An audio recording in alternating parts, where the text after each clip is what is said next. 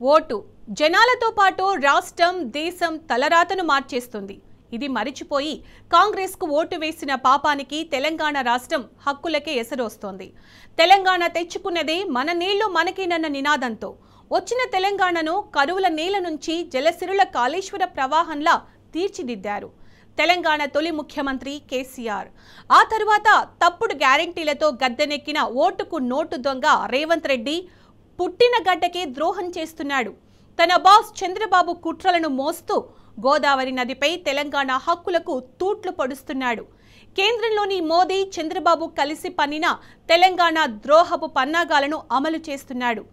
AP అక్రమంగా కడుతున్న బనకచెర్ల ప్రాజెక్టుకు హారతులు పడుతున్నాడు. ముఖ్యమంత్రి పదవి అధికారాన్ని తెలంగాణకు వెన్నుపోటు పొడిచేందుకు వాడుతున్నాడు. కట్టప్పలాగా ప్రవర్తిస్తూ తన Andhra boss BJP big boss కు దాసోహం అంటున్నాడు. నేటి రేవంత్ అసమర్థ నిర్ణయాల ఫలితం రేపటి తెలంగాణ మెడకు ఉరిలా మారనుంది.